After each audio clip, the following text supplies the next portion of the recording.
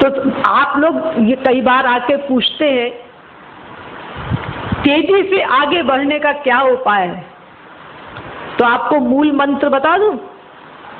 तेजी से आगे बढ़ने का उपाय है वो कार्य करना जिस कार्य से गुरु को सुख मिले। और उनको सुख किससे मिलेगा? जब हम अपने सुख का त्याग करेंगे। तो हम अपने सुख का त्याग करें, उससे गुरु को बहुत सुख मिलता है, भगवान को बहुत सुख मिलता है। और हमारा सुख जो हम त्याग करेंगे वो क्या है? मन पर कंट्रोल। मन के बहाव में बह जाते हैं हम अपने सुख के लिए। हमने मन पे कंट्रोल किया, मन हमसे गलत काम करने के लिए कह रहा था, वो काम करने के लिए कह रहा था जो गुरु की आज्ञा के खिलाफ था। हमने मन पर शासन किया, हम ऐसा नहीं करेंगे, त्याग कर दिया हमने अपनी उस कामना का। इतना समझिए कि शरणागति का प्रैक्टिकल स्वरूप ये होता है कि हम भीतर से अपने आप को साधनहीन महसूस करें।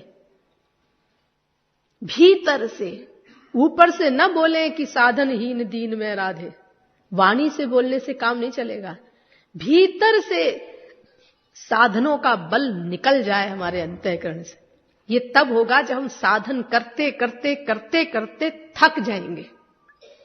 इसीलिए श्री महाराज जी साधना पर इतना जोर देते हैं, ताकि हम जल्दी थके और जल्दी ये रियलाइजेशन हमारे हृदय में हो कि किसी साधन से हमारा काम नहीं बन सकता। तो जब ये साधन करते करते साधनहीन अवस्था आ जाती है, तब जीव केवल गुरु की कृपा पर आश्रित हो जाता है, भगवान की कृपा पर आश्रित हो जाता है। और तब जब वो करुण क्रंदन पूर्वक, परम व्याकुलता पूर्वक उनकी कृपा के लिए आर्त पुकार करता है, दर्द भरी याचना करता है, तब उनकी कृपा तुरंत होती है। इसी को शरणागति कहते हैं। ये शरणागति का प्रैक्टिकल स्वरूप है। विस्फोट होता है कंप्लीट सरेंडर होते ही, जब अपने को भगवत प्रेम की ज्वाला में वो जीव मिला देता है, पूर्ण शरणागति मन बुद्धि की, तो तत्काल एक विस्फोट होता है जिसको गुरु कृपा कहते हैं। ऐसा असंभव है कि हमारी शरणागति कंप्लीट हो और गुरु कृपा में एक पल की भी देर हो जाए। ऐसा हो ही नहीं सकता। तो इसीलिए ये शरणागति करनी होगी हम लोगों को उस कृपा को पाने के लिए। उसके पहले कृपा नहीं होगी।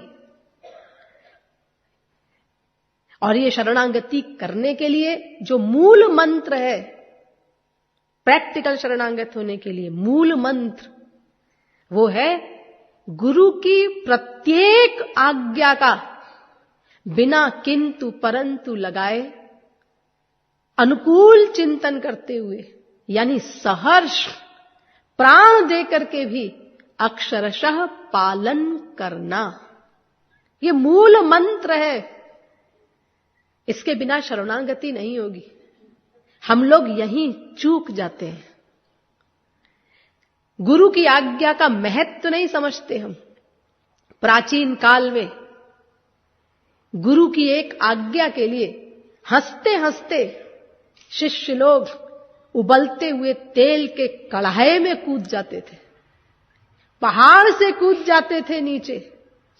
मैंने आपको पिछली बार बताया था कि समर्थ गुरु रामदास की केवल इच्छा जान करके उनका शिष्य कल्याण पेड़ की उस पतली सी डाल पे चढ़ गया, जो बैठते ही टूट कर कुएं में गिरने वाली थी। और ऐसा हुआ, लेकिन उसका परिणाम क्या हुआ? उसे तत्काल भगवत प्राप्ति। बाकी शिष्य अपनी खोपड़ी लगाते रहे तो वंचित रह गए।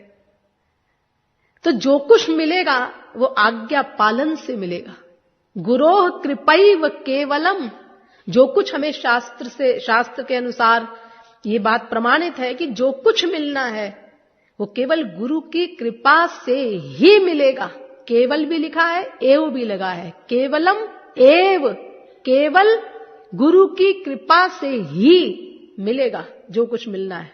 गुरु भक्त्या स मिलति, गुरु के कृपा के बिना ईश्वरीय जगत में प्रवेश भी नहीं मिलेगा तुमको।